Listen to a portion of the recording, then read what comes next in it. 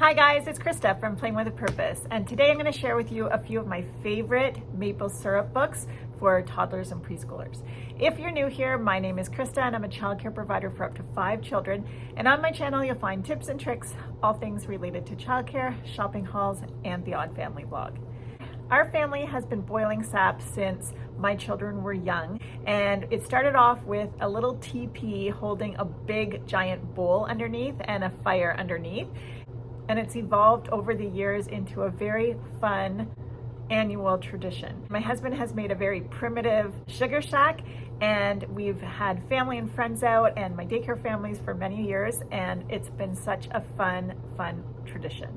Each spring I like to focus on maple syrup for at least a week in my daycare. So I'm going to share with you some of my favorite books. Then at the end of this video, I'm going to share with you some pictures and some clips of the process of making maple syrup. This one's for you, Monica. So the first one is the maple syrup makers. One of my daycare parents kindly purchased this for me a couple of years ago, and I love it. I love having alphabet books, and this one is really special.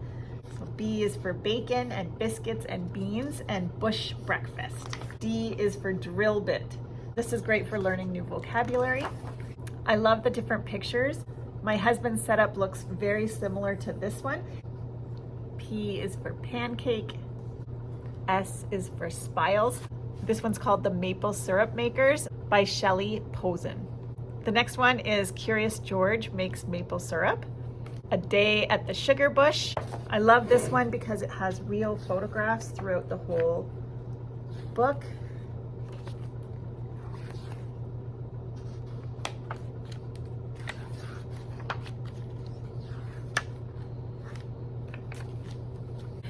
And then M is for maple, and then Eric Carle's Pancakes. And the last one is a little board book, and this one is the sweetest story about how this little girl's parents planted a little maple tree when they were expecting, and as she gets older, the tree grows along with her. And then her little baby sister's name is Willow. So this is such a cute story, but I love this one because it teaches that there are different types of trees, a maple tree and a willow tree. This is also a really great book to give to somebody who's expecting their second child. So I will insert some pictures and some videos here now so that you can see how we tap trees and how we boil our maple syrup here on our property.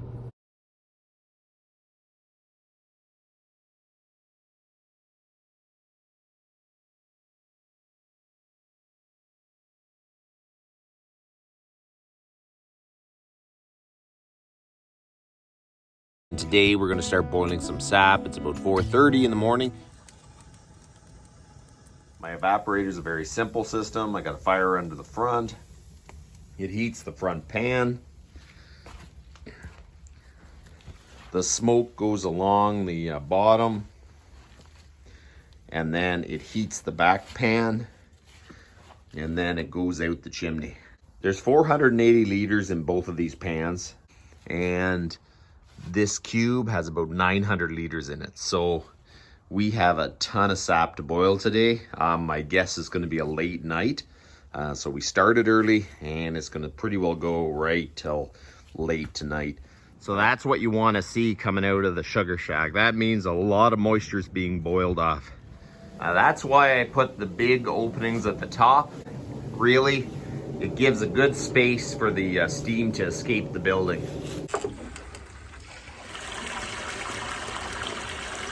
It is about 7 o'clock now, and it is finally coming to a real good boil.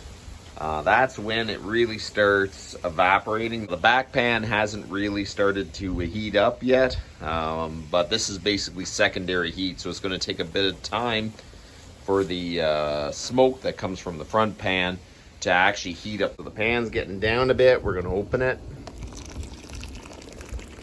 First thoughts on this was you just allow it to dribble in.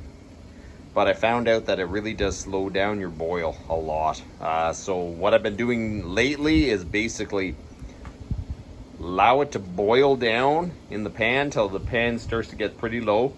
Refill it right to the top again, and then continue this process until it's all boiled down. It seems to be working better this way. So when you're boiling, you want to keep the fire hot and have a consistent heat all the way through, which is the hard part because it's a wood fire. I'm feeding it. I may not put a log on fast enough, and then the fire starts to go down. You really need to try to keep that fire hot the whole time. And a lot of that is you throw some big logs in, but then you need to throw in some smaller branches to get quick heat whenever the fire seems to go down.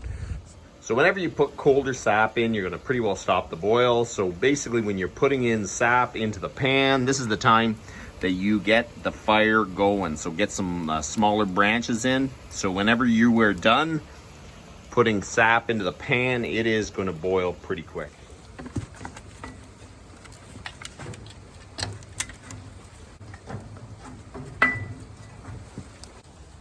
We're going to skim off this foam. A lot of the impurities and stuff that's in the sap gets caught in the foam.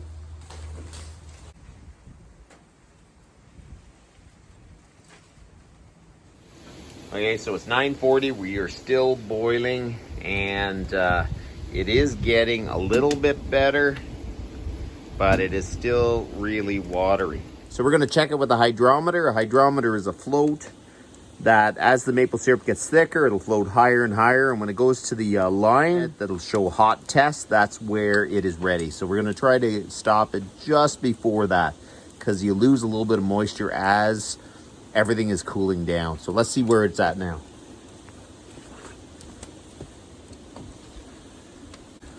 See, but it is floating. It's got to go to here to be ready. So it's got a little while to go yet, but it goes really fast the closer you get to the line. We got the fire mainly out. The maple syrup is ready. So we're gonna try to slide the pan off so we can drain it into our locking pots.